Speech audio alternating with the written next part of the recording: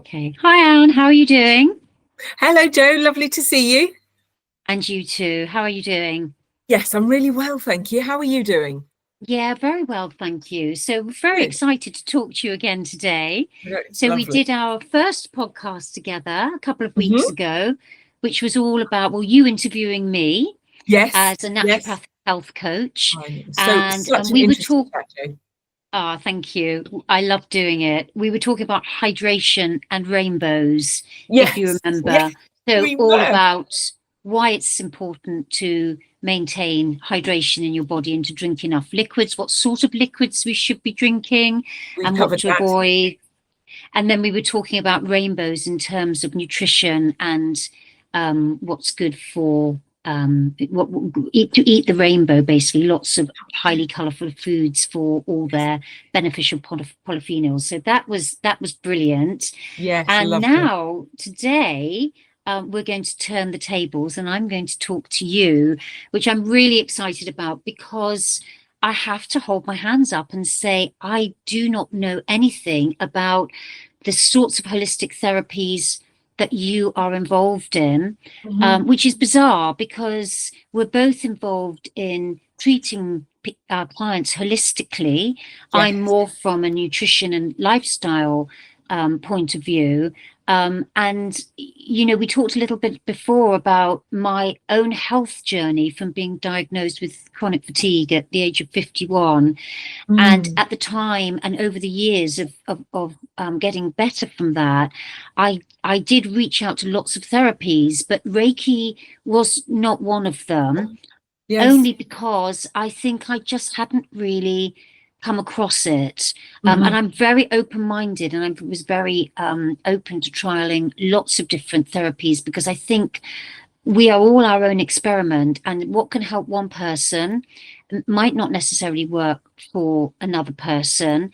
But I do think that it's really important to um, be open-minded because we sometimes don't understand the power of what these therapies can do. And I was Yes, just I talking agree. to you earlier, wasn't I, about the fact that I did go on to PubMed, which is a website that publishes all scientific evidence and Mm. peer-reviewed literature, to find out whether there was actually any scientific evidence for Reiki, and there Hmm. absolutely is. So There's a it lot. it There's a yeah, lot. it Yeah. does work, and it's scientific. Just for those people that might be a bit skeptical, because I Yes. know there are skeptics out there. Yes, definitely. It does, but it does work.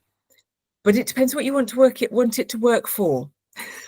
We can't Okay, predict how Reiki is going to work. So tell me I'll come back more. to that in just a moment. Let me Okay. explain a little bit about what Reiki is and how you might experience Reiki. Because if Yes. you've not come across it before, it does sound very woo-woo. But it's a beautiful treatment that just feels warm and nurturing and nourishing. So bringing it back to basics, Reiki, the word Reiki is a Japanese term. It's Reiki actually comes from Japan originally. And Reiki, if you break it down, is Rei and Ki, and that's universal life force energy. So the Ki, life force energy, is very similar to, or the Japanese word for the Chinese term Qi. And most of Okay. us are aware of Qi. Most of us have heard of Qi energy. And this is exactly the same. So it's the universal life force energy. It is what gives us life and energy and vibrancy and love and just brings us into balance. It also makes the trees and the plants grow, and it's around us in the atmosphere. All all creatures, all living things use, need, and can feel Reiki or the energy, life force energy, at any given time. Some of us are more aware of it than others. So I love that, Anne. So, is that why when, we go out and have a walk in nature, we often return very energized from our experience? Yes, Well, I, yes, I, I never realized that. I just thought it was like the oxygen in the air or the physical walking, which obviously yeah. helps as well. But, you Yes, know, they're all benefits, and like you say, the air and the vitamin D and the sunlight and all of those things. But even with the wind and the rain, if you're out in nature, you're getting a connection with the earth, and the earth has its own magnetic force and its own chi energy or key energy. So do the trees, so do the plants. And so there is a whole combination. It's that whole holistic combination of multiple energies that are working with our own body and helping to heal. Wow. Okay, that's great. Thank you It's for beautiful. explaining that. That's Yeah. okay. So Yeah. that's the easy bit. But when we give a Reiki treatment, and it's often known as hands-on healing, and we can lay our hands on, so gently putting some pressure on like this, or over. So I could, if I was placing my hands on somebody, I could place my hands like this, or just hovering over, and the energy is the same. It's that connection. It's all about my intention. And when I'm sending Reiki or giving Reiki, neither is completely accurate. Neither phrase is completely accurate. We are allowing energy to flow into the person we're sending it to.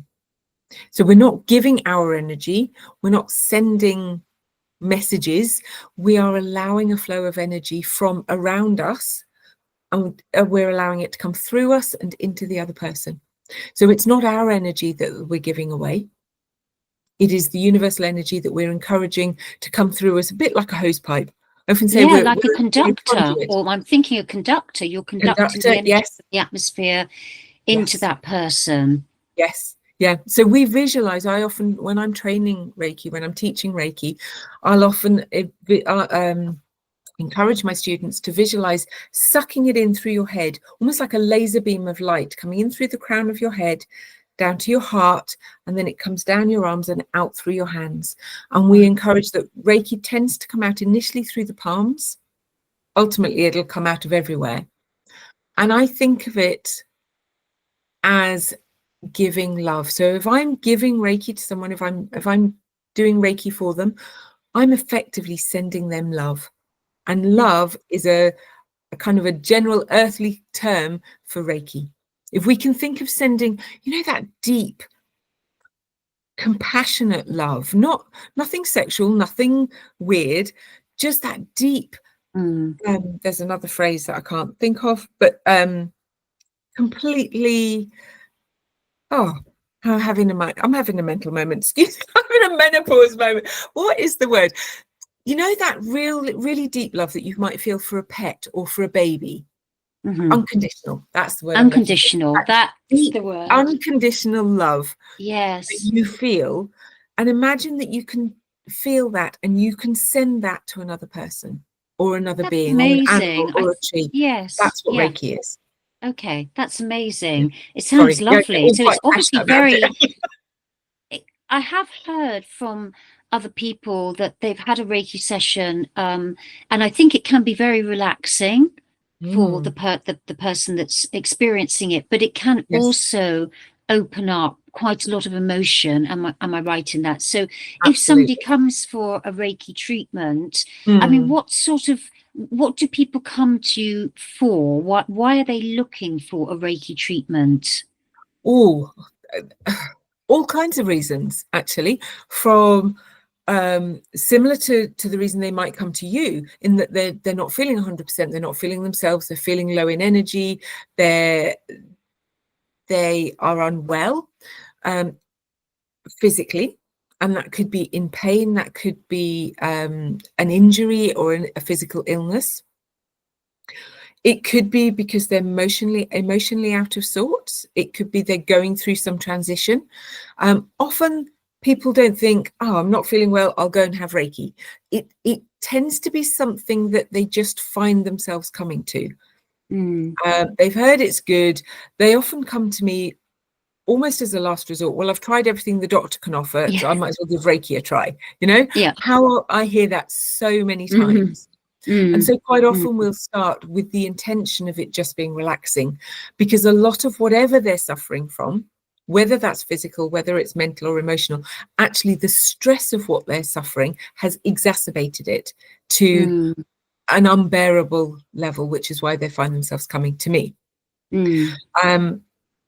So the first thing we do is we aim and we set the intention of bringing some relaxation in, which lowers the stress levels, which can then begin to peel back the layers to uncover the underlying root.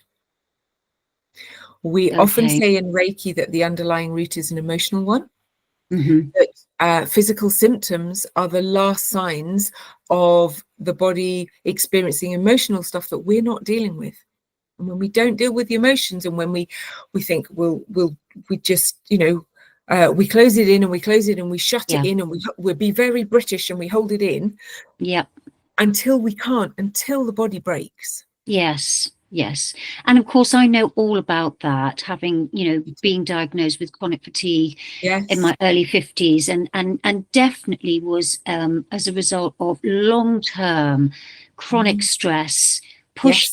push down, not addressing um, issues, mainly for me, from childhood, Right. a lot of stuff going on until the Yes. body just says, I'm not doing this anymore. And then you almost, as you said it so beautifully, the body sort of breaks. Mm. And as you said before as well, quite often our GPs, who are a lovely bunch, and the Mhm. NHS, which is fantastic in some areas, is Yes. not really a great place to go to No, try and not sort out always. these No. types of issues. And I think this is when the holistic work really comes into its own, alongside any medications or whatever that your GP may or may not have Yes. prescribed you. So I don't think either you or I are, we're not anti-Western medicine. We're just Definitely like, not. No, it doesn't cover all eventualities, it and doesn't. so It we need doesn't. to do other. And the fact of the matter is that both you and I have time for our clients. We spend Yes. time with Yes, them, we do. listening to Yes. them, and talking through issues which sadly, the GPs just don't have They don't time to they don't have do. the time to do. In fact, you've brought up two really important things there, Jo. Firstly, the fact that I'm not against Western medicine at all. And holistic medicine or holistic therapies are often known as complementary therapies. And the reason they're called complementary is they are complementing whatever Mm. else you're doing. I know and some of the people watching this will know that I volunteer in a cancer support group at Keach Hospice. And so the last thing I do is go in and tell them they shouldn't be having their treatment. But I work alongside their treatment to support maybe the side effects they're having from the treatment, or to support their emotional journey through their own cancer journey. And of course, that then comes to home with all the other things that people come to me with. So it's really important that actually we see this as a piece of the bigger jigsaw. And I think that's what holistic means, doesn't it? Yeah. It's one of many pieces. And yeah, Absolutely. Health is in favour of that. always so multifactorial. There's Yes. always a lot of issues going on. And of course, I work with the 5 pillars, as you know. So I work with my clients looking at their nutrition and their diet. Yes. We're looking at their sleep patterns. We're looking at exercise and movement, what's happening there, their Yes. mind and emotions, and their connectivity to their environment, and how playing out. If any one of those 5 pillars is out of balance, Yes. they may well be suffering from ill health in one way or another. So it's really important to get that balance back in. And Yes. people very often think that health is about one thing or another. So many people say to me, oh, I've just been diagnosed with X, but I eat really healthily. And I always say, but it's never just about your food. No. It would be Never so just one easy thing. if it was, Yes. but it's Yes. not. You need to look at 5 pillars, and I know that you work on multiple levels of Yes. what's going on in the human body as well. Definitely. Similar pillars. I hadn't given them a name before, but yes, those are the areas. And that's why when people come to see me and I give them a medical questionnaire and a lifestyle questionnaire, which are quite detailed, but actually it's because I'm trying to understand the whole of them. Yeah. And as you said earlier, we give them so much time. And what I found was that within the treatments that I do, some of these sessions with the time, I'm really quite coaching people through, because I found that a lot of the emotional issues that they're coming to me with, and I know the universe does this, it brings people to you because you've got an area that you know about. Mhm. And I found that they're coming to me because they are experiencing the same maybe beliefs, maybe those difficult thoughts that I had and that I have coached myself through. So I found tools to deal with the what I now describe as limiting beliefs that kept me in a very stuck place. They Yeah. kept me very negative. They kept me very small. Mm. And over the years, I've learned and I found, and that'll be part of my Reiki journey as well. And I've learned all these tools, not just Reiki, but lots of mindset tools that Mm. I've brought into my own world to change me from a person who wouldn't say boo to a goose, who was shy and would sit in the corner, to a person who can now sit and do this Yeah. with confidence. Amazing. Um, Yeah. But what I found was these kind of people are being drawn to me. They've got their own beliefs from maybe from childhood, as we talked about earlier, maybe from the workplace, and I'm able to share those tools with them.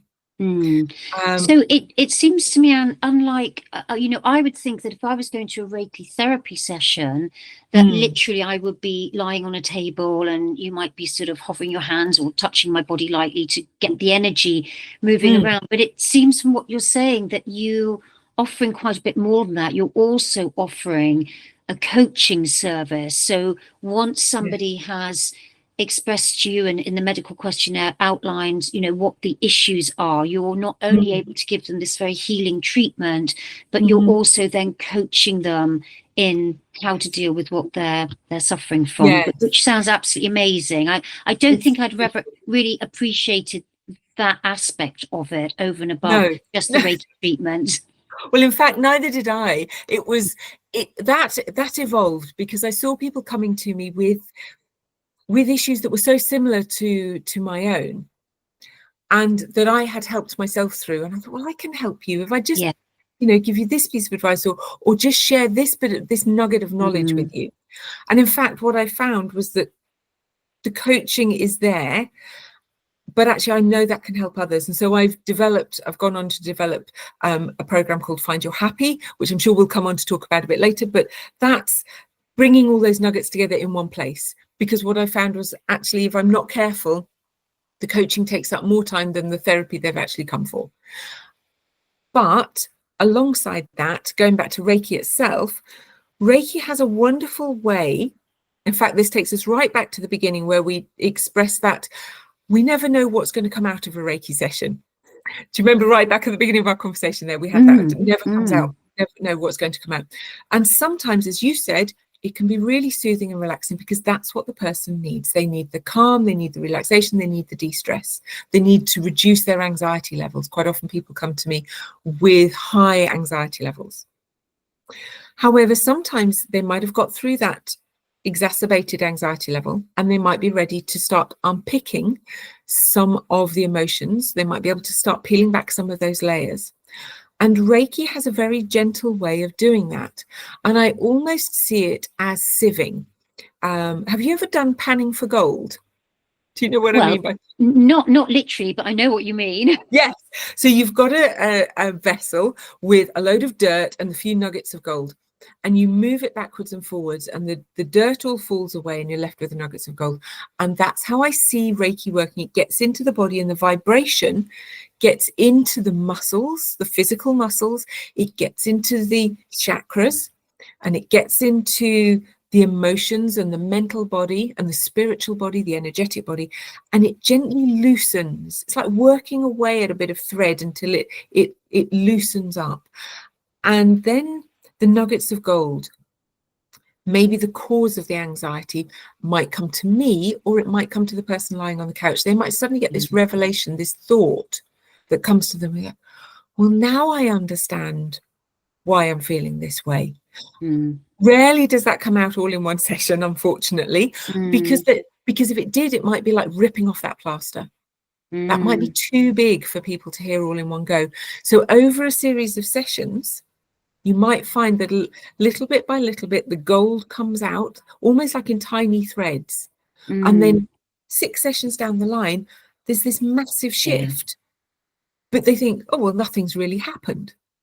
But actually, when you look back, this shift, this gentle shift has happened. And I know that that was instrumental in my own journey, that uncovered for myself, the tools that I discovered, because I've been doing Reiki now for 11 years. I've been involved with Reiki. And slowly it has shifted my own perspective. It's loosened those threads, it's loosened those knots and the energy blocks to allow me to shed layers and peel back layers of the onion. I think that's such a lovely analogy. And I was actually going to talk to you about that fear sometimes, which I know I had very early on. In fact, way before I was diagnosed with the chronic fatigue, there was a building of something inside my body and I couldn't quite work out what it was. And I'd thought about going for some therapy. It was actually crystal healing that I'd heard about at the time. But I was really concerned that we were going to open a Pandora's box. Yes. I was so worried about just lifting that lid off and what we were going to find underneath. It's a very, very scary thing for a client who's thinking about these therapies. So you've just described it so beautifully in terms of sifting that pan, slowly getting rid of all the dirt and all the debris, and then finding the nugget after a period of time. And the nugget might be, the nugget might be something quite transformational. It might be quite painful, actually. It might be, the last nugget might be a bit of a rip-off of the plaster. However, sometimes we need that, because we're humans and we're fearful and we're a bit, I'm going to use the word lazy, because we don't want to deal with the difficult stuff. We'd rather just have nice flow and ease. But sometimes we need to face the difficult stuff before we can move on. I don't know how much you know about the tarot, but in the tarot there is a card called the Tower, where everything collapses and out of it rises even more beautiful, wondrous things. And Reiki can be a little bit like that. So sometimes it can show us that nugget that is a really difficult thing to face. A really difficult thing to face. And sometimes, you know, I've known that to be ending a relationship or walking away from a well-paid job or moving house when they don't want to, you know, some really difficult, challenging things. But actually on the other side of it, there is a person who feels freer and happier and has confidence and ends up with a much more abundant lifestyle. I couldn't agree with you more, Anne. And we've spoken about this before, haven't we, about this metamorphosis that you've been through and I've been through, and to let people know that, you know, if you are struggling in any way at the moment, there is the other side. There's always the other side, but sometimes we have to address really, really difficult emotions in order to get there. And that's where you need to feel that you're with a safe, qualified person that knows what they're doing. That's really, really important. It is really important. You need that support. That trust aspect is, as you will know, when you talk to your clients, there's a trust that builds between you. There's an element of rapport that's really important, and then the trust builds so that whatever's spoken within the session stays within the session. But also, when there's an element of trust, you feel you can reveal, you can let go. And actually, with Reiki, the more we stay buttoned up, the less it works. That's when it doesn't work. And it's the people that just say it won't work, it won't work, it won't work, it won't work. Well, it's not going to. If they say, okay, I'm just going to see if it'll work, and you can feel things beginning to release and beginning to release and beginning to release, and then suddenly the first layer peels away. Yeah, I can really imagine that there will be some people out there that will not be ready. It's about being ready, isn't it? Divine timing is absolutely. Yeah. And just one thing I'd like to add on that, if you don't mind, Jo.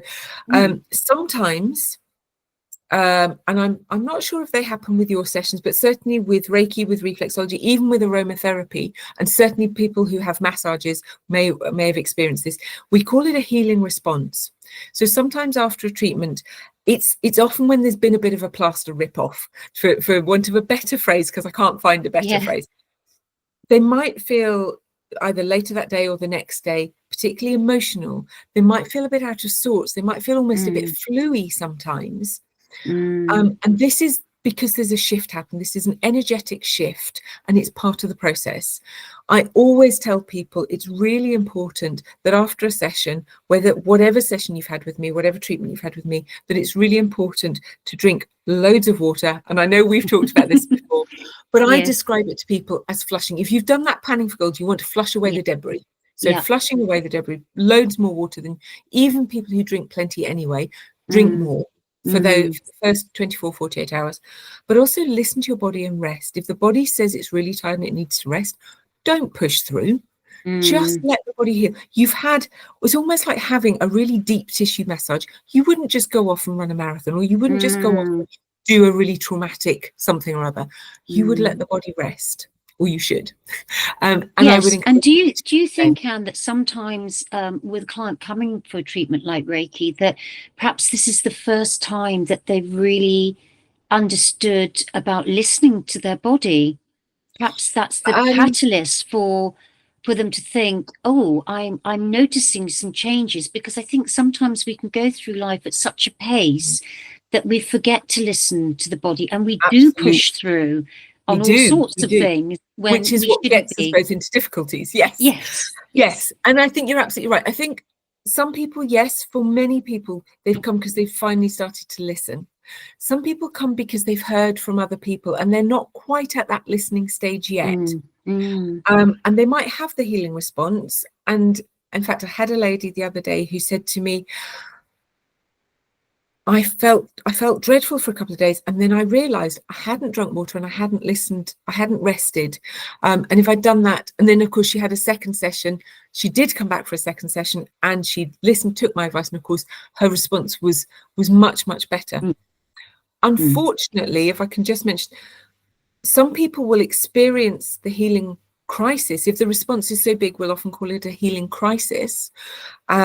And they won't have drunk the water and they won't have listened to their body.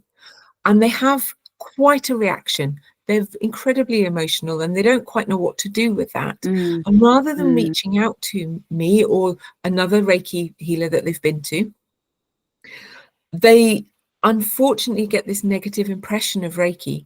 Whereas if one of my clients reaches out to me and says, I've had this reaction, what on earth is going on? I say, that's fine. That's perfectly normal. Do the advice follow the advice that I've given you, but I would also recommend that you come back and see me as quickly as possible, because you're going through that push. Let's push through and come out the other side. Another session of Reiki will help push through the other side. And that's the bit people are fearful of, because they think it's always going to be like the big plaster rip-off, and it isn't. The universe knows best. The universe knows what we need. And sometimes we need a big plaster rip-off. Sometimes it needs to be done gradually. On the whole, it's done gradually. But I would always say to someone who's had a negative reaction to Reiki, go back as quickly as you can and work through, or find another therapist that you feel more comfortable with. I think it's really important that as therapists, we are there to support our clients for their journey. So like you, when I've had a session with a client, I set some goals for them to follow for the next couple of weeks. And, you know, we've talked about this before, but changing habits is tough and it's difficult. And so I always get in touch with the client after a week and say, you know, how are things? How's your mood showing up? How's your sleep been? How are your energy levels? Is there anywhere where you're feeling stuck? Because I don't want my clients struggling and suffering on their own, thinking, oh, I've got another week till my next appointment. You know, I'll just sort of, you know, bolster my way through it, because it's counterproductive. That's counterproductive. Really. I was just going to say, yes, it is. Yeah. So I love that. I think it's really, really important. And that, you know, that's what we are able to do, is that full range of support for our clients to ensure that they remain healthy and supported in their healing journey. And that they realize that it's a journey, and on any journey there are peaks and troughs, but if they know there's someone to support them through it, it makes that journey bearable when it's a little more difficult. And then, you know, when you get the good days, and what I find is sometimes you might get some quite big dips, and then big highs, but it tends to Mm. even out. We always get peaks and troughs. That is life. That's what Yeah. life does. But actually, within the therapies that I offer, but also within that coaching element, there's coping mechanisms. So there's a lot of tools that I offer to help people cope when things do get a bit sticky, because life can throw curveballs at us, and it does throw us challenges. But if you've got tools to cope with it, it makes it so much more bearable. Yeah. It makes it easier to manage. Absolutely. I'm so with you. I call it our toolbox. Yes. And if we haven't got a toolbox, well, we're going to run into all sorts of trouble. And I think yes, for many people, and I was absolutely one of them, so I get it. I did not have a toolbox. No, I didn't. I didn't. You know, I wasn't in that space. I just thought I could manage life by myself, and I realized that I couldn't, and I slowly developed my toolbox, which, you know, can involve all sorts of things. For me, it's about feeding the body the right fuel in the beginning. It's about learning to breathe and doing some yoga practice to move the body, to move the energy slowly around the body, and give yourself some energy. It's about reconnecting, or make sure that you're connecting with your community and your environment. There's so many things, but all of these things now are in my toolbox, so that if I do have a wobble, which we all have, I can think, what am I going to pick out of my toolbox that's going to help me today? And once you've practiced all of those things, you become much more skilled at knowing which of the tools it is that you need at that moment in time. Definitely. Yeah. I call it a tool basket, actually, because I'm a bit of a lover of basket. So it's, for me, it's the tool basket. It sounds a bit more feminine and pretty than a toolbox. It is, yes, absolutely. That's very me. Yes, a tool basket. But I like you, I didn't have one, and like many of us, and it's partly generational, but I think it's also a very British way. It's also a very, you know, modern day life. We're not given those coping strategies. We call it a toolbox or a tool basket, but actually they are coping strategies, and we're not given that growing up quite often.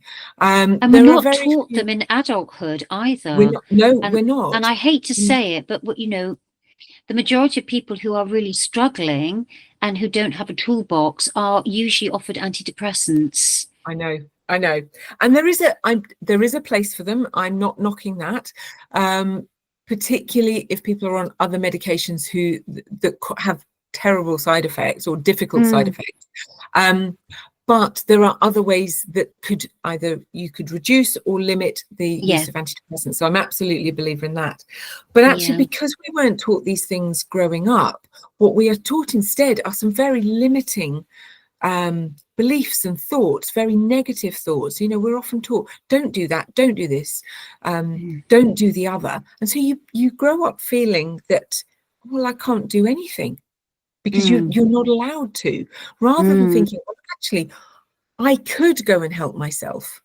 If you're always told don't do, then that's what you grow up believing. And these are some of the limiting beliefs that I work with, that I worked on myself, and that I now bring into Find Your Happy, and also, you know, within the coaching sessions that come about with the therapies as well. And it's really important for me to share with people the ways to uncover and to change those limiting beliefs. That's a big part of it.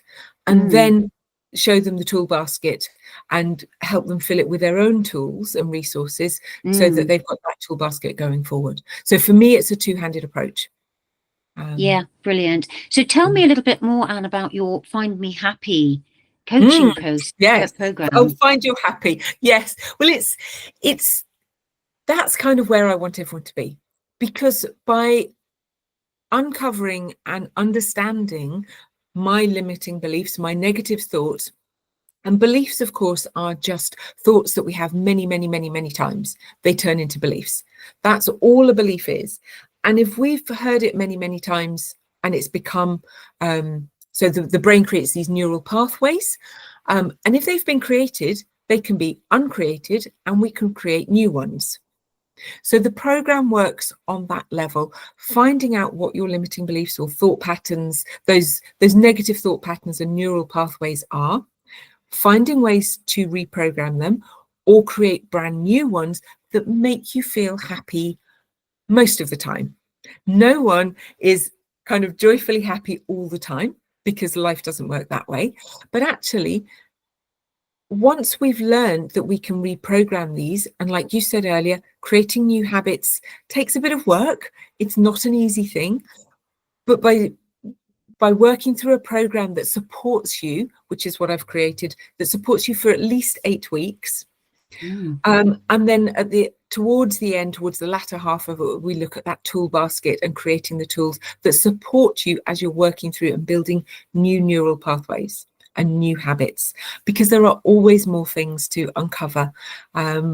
We might look initially at some of the big ones that are really holding us back, but then we look at some of the smaller ones that we forget about, and then combining this with the likes of Reiki or reflexology that help peel back those layers. And it's kind of this multifaceted approach. But the program itself is an 8-week program. It's based in a Facebook group, a private Facebook group, so it's very limited who's in there, but I can then offer support all the time. We have Q&A sessions. So it's a program that's you have a group of people rather than a one-to-one. So it's a group, like a group that would do this together. Yes. And people can drop in and drop out at any time. So it's people can come in at any time. And there are videos, there are video trainings that I've recorded, there are worksheets and exercises, there are journaling prompts. We were talking about the benefits of journaling earlier. Yes. So there are journaling prompts, there are guided meditations, there are quizzes and exercises, and some really fun stuff in there as well. I'm all about keeping it light-hearted to help support some of that slightly more challenging work that as we uncover stuff. But I'm there to support at all times. You mentioned a one-to-one. There is actually a VIP level where people get some one-to-one support with me as well. So, but that just takes it to another level. Yeah. Oh, that sounds amazing, Anne. So if somebody's interested in doing one of your courses, how can they get in touch with you? Yeah, so everything is on my website, and that's www.medulla.space. That's the word space. And everything is on there. You can also find me on YouTube. I'll put some links when we put this video out. I'll put some links in the description underneath. And you can find me on Facebook and Instagram with the handle @medulla_space. So that's the @ symbol and then all one word, Medulla, MEDULLA, and the word space. And brilliant. Medulla, by the way, is a part of the brain, the medulla oblongata. And it's part of the brain cortex. And it's also a Latin word for healing. And it's healing through your mind, thinking yourself well, which is where we both come from. And that's what holistic therapy is all about. It's using the tools that we have, using the tools that we can learn to make ourselves well without having to resort to popping a pill. Oh, that's all sounds fantastic. Kind of where it all comes from. Thank you so much for explaining all of that. It sounds absolutely amazing. And thank you so much for asking the questions and for having me on board today. Yeah, no, it's been a pleasure. And I know this is number 2 of our podcast, so we will bang our heads together and have a think about some other topics as well that we might like to There's so explore. Many more. Yes, so many more absolutely. Things. There's so much more that we can talk about. There's so many ideas that we have, and just common ground that we work from, with ideas that we can share that can help everyone. Which is just lovely. Thank you so much. Look forward to that. It's been wonderful. Yes, I look forward to it too. Take care. Thank you. Bye.